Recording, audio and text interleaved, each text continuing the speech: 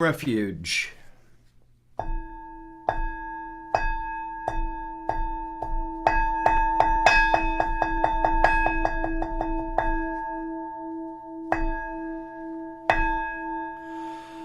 Buddham Saranam Gacchami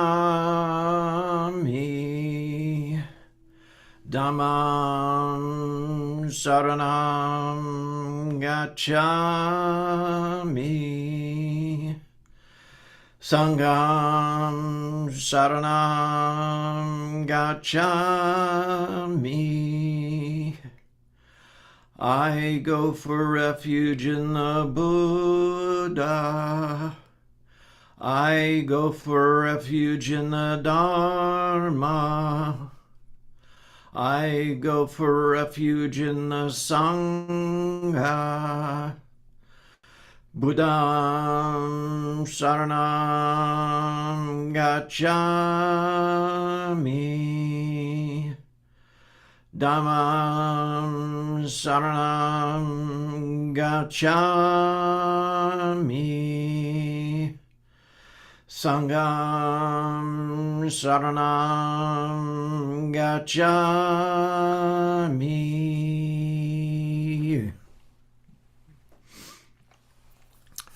Very good. So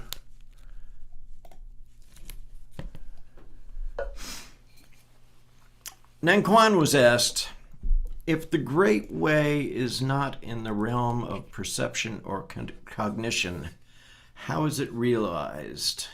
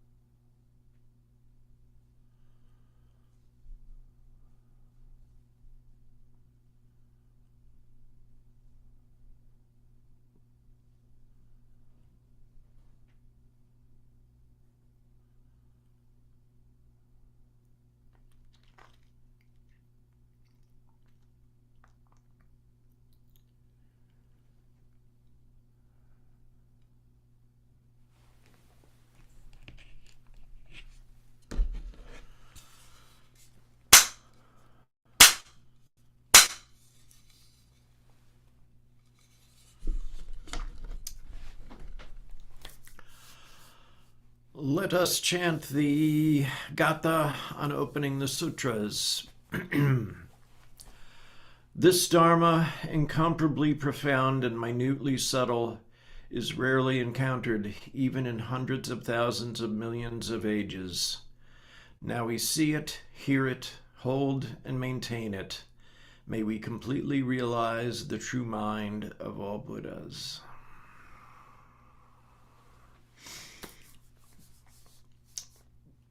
All right. You know the drill. Sit back, relax, have your choice of beverages if you choose to.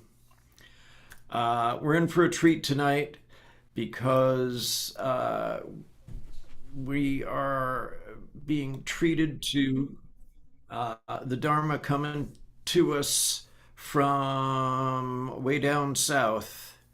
And it's going to be someone that I've known for quite a while. We fell out of touch and now we're back in touch. So say hello to Reverend Chalmin Prajna.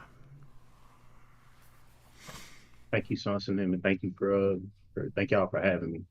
First and foremost, um, I like to preface this Dharma talk by saying, "Don't know."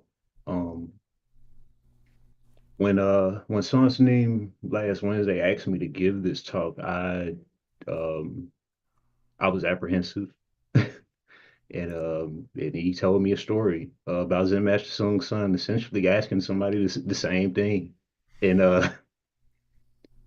um I'm thankful that he burst that bubble, much in the same way that uh, the Venerable Dr. Wanji Dharma burst my bubble, so to speak, when I first met him.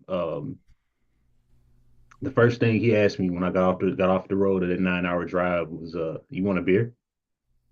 Go lay down." And that simple interaction, I didn't real, looking back now, I realize how, I realize how wise my teacher was. It's like, you just drove 9 hours. What else are you supposed to do? Here I go to meet him with all these ideas and all these preconceptions. Oh, I'm going to meet this Zen master, and when I meet him, he's gonna come to the door, and it's like, no, stop it, um, stop it. And I say that to say, the main point of the talk that I wanted to give tonight was about good situation and bad situation. Um, in uh, in 2019, the store I was working at GameStop. It got robbed at gunpoint. Um, and that it kind of put some things into perspective for me. Um, as far as I guess I say, as far as how I was spending my time. It didn't register at the time that, um, a year or two later I would end up losing a great friend.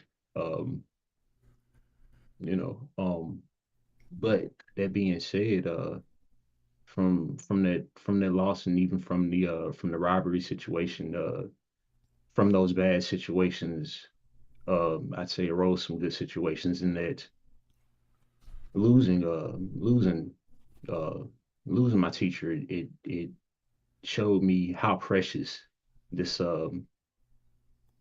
this brief instance of a life we have is. And not only that,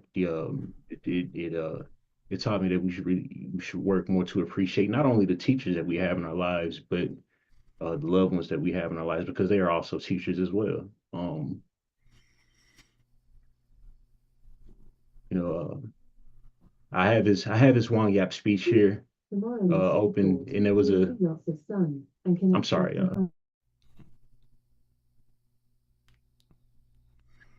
Um, yeah, I have a excerpt here from his Wang Yap speech. Um, in the speech, he was talking about the first precept, was welcoming everything and pushing nothing away.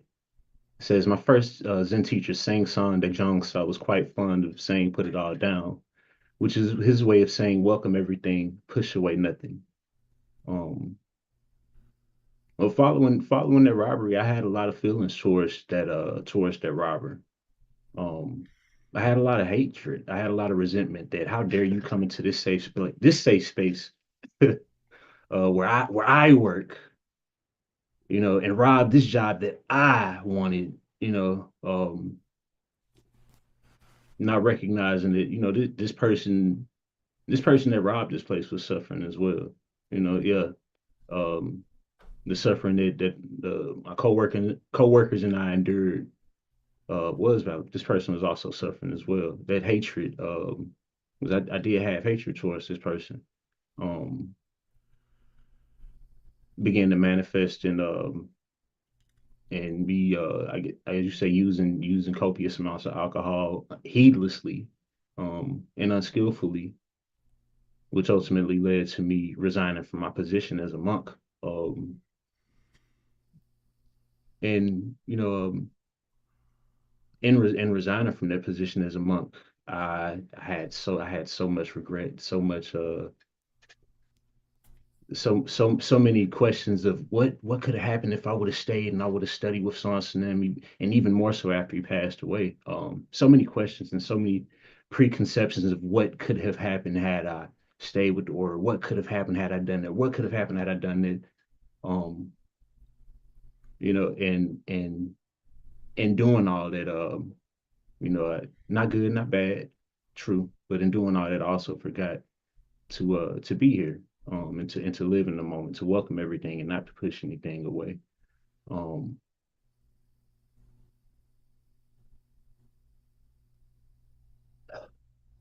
you know, to continue the excerpt, it says, and then we say things like live in the moment and be mindful.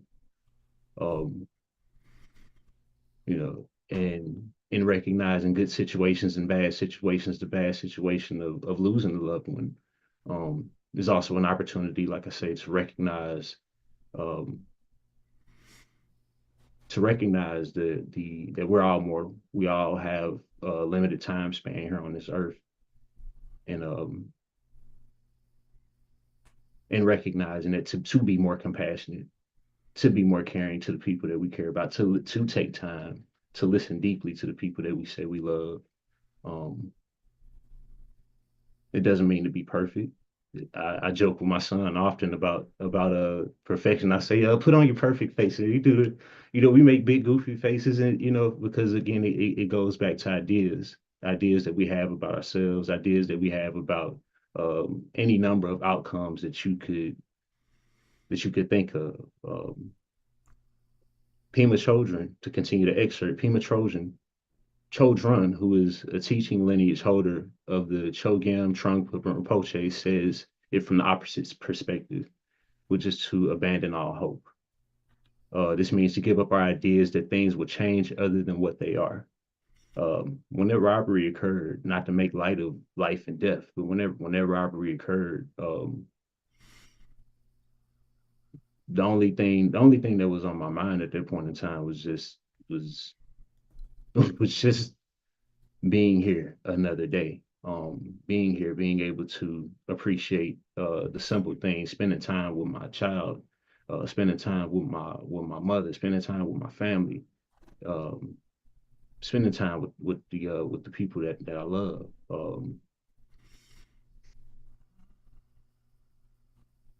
Uh, and thankfully, the situation was resolved. We was able to get out of that situation safe. But I'd say it gave me I definitely say it gave me a fresh perspective, uh, as far as the appreciation of life and the acceptance of the present moment. That the one day, I don't know uh, when my time will come to an end. I know that it will come to an end. But that being said, and in abandoning all hope that things would that that me studying the Dharma will save me from dying. That's not how it works.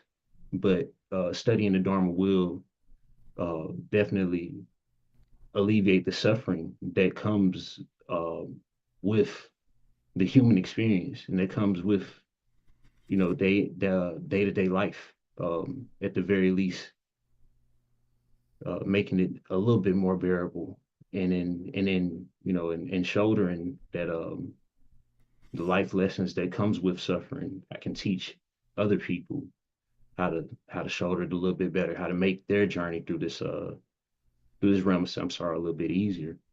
um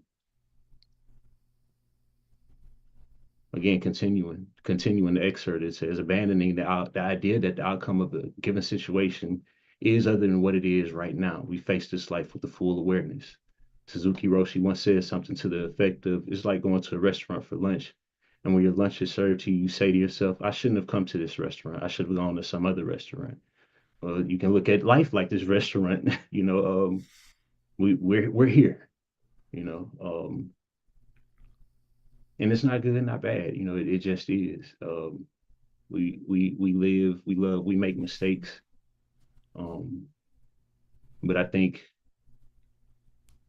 the important thing to do is to just bring our awareness back here, regardless of what mistakes, regardless of what um, unskillful decisions we may or may have not made. Um, bring our whole self to the experience of life. Um, Being present, paying attention moment after moment, how we treat each other, how we treat ourselves. Uh,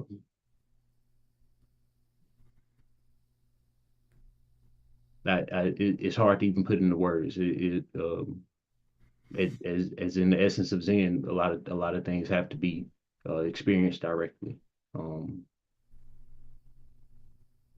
and with that, I thank y'all for y'all time.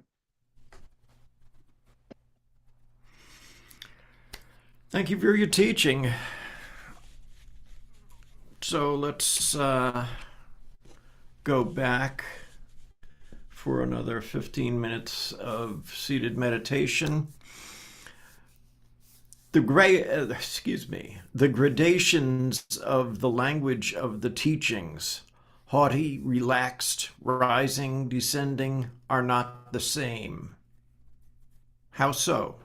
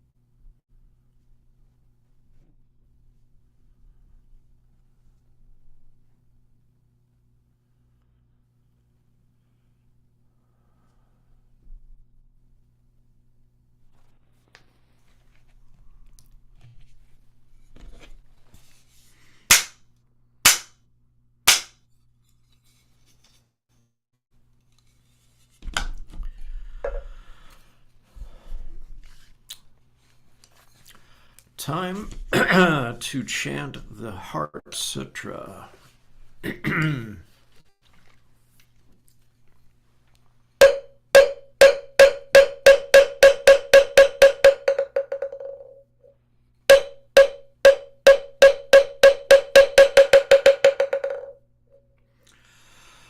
Mahaprajna Paramita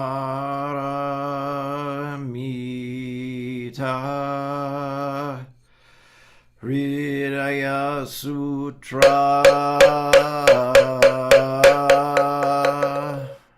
Avalokiteshvara Bodhisattva, when practicing deeply the Prajna Paramita, perceives that all five skandhas are empty and is safe from all suffering and distress. Shariputra, form does not differ from emptiness. Emptiness does not differ from form. That which is form is emptiness.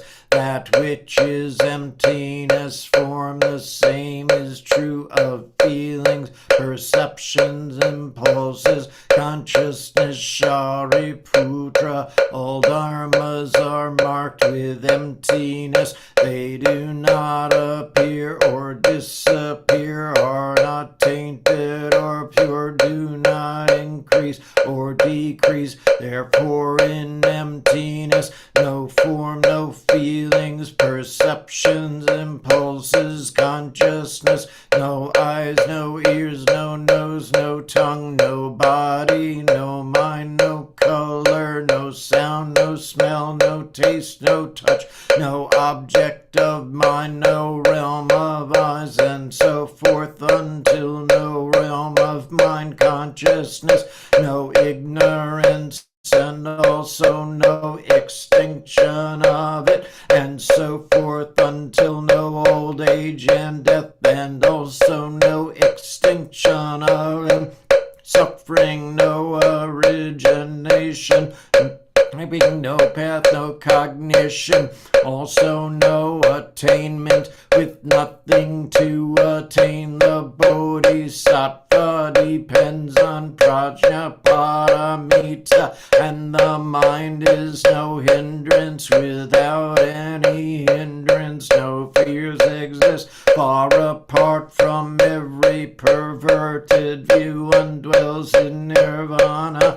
In the three worlds, all Buddhas depend on Prajna Paramita and attain Anuttara Samyak Sambodhi. Therefore know that Prajna Paramita is the great transcendent mantra, is the great bright mantra, is the utmost mantra, is the supreme mantra, which is able to relieve all suffering and is true, not false. So proclaim the Prajna Paramita mantra. Proclaim the mantra which says Gate Gate Para Gate Parasam Gate Bodhisvaha Gate Gate Para Gate Parasam Gate Bodhisvaha Gate Gate Para Gate Parasam Gate Bodhisvaha.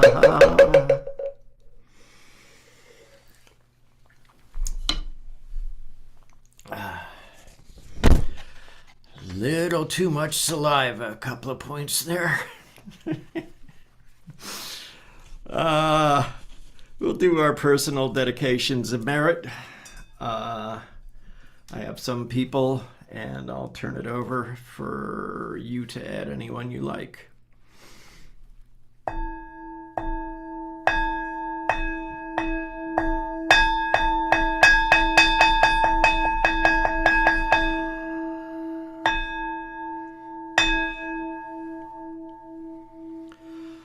All sentient beings are one seamless body and pass quickly from birth to death.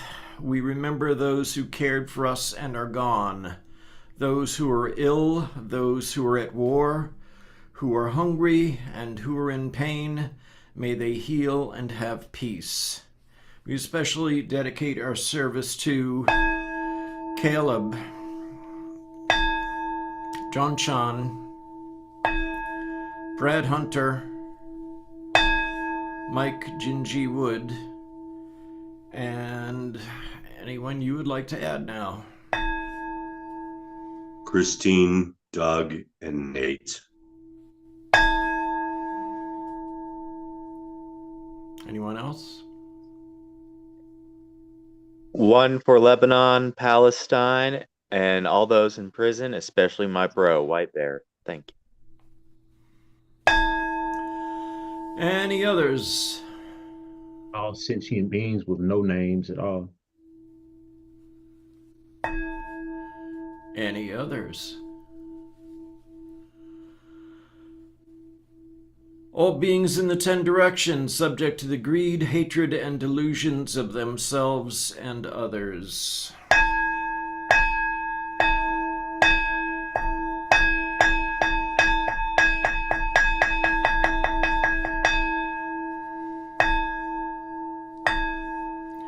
All Buddhas throughout space and time, all honored ones, Bodhisattva, Mahasattvas, wisdom beyond wisdom, Maha Prajna Paramita.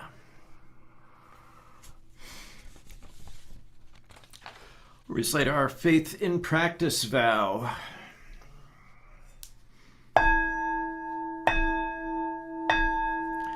I will never retreat and will be firm in my mind in this correct Dharma. I will escape from the samsaric cycle of birth and death and definitely will see my original face. I will be sure to inherit the life of insight of the Buddha and save all sentient beings.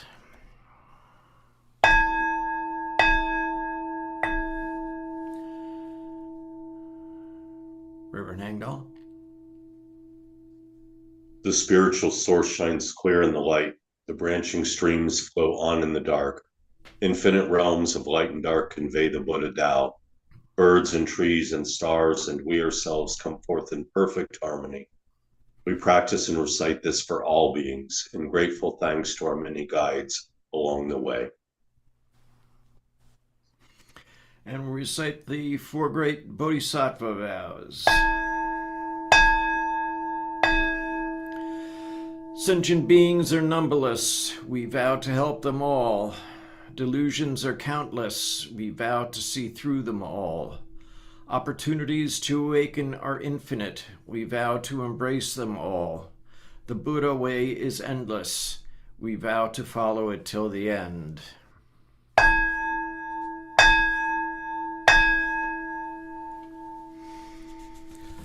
Life and death are of supreme importance. Time passes swiftly by and opportunities to awaken are easily lost. Strive to realize your true nature and do not squander your time by night or day.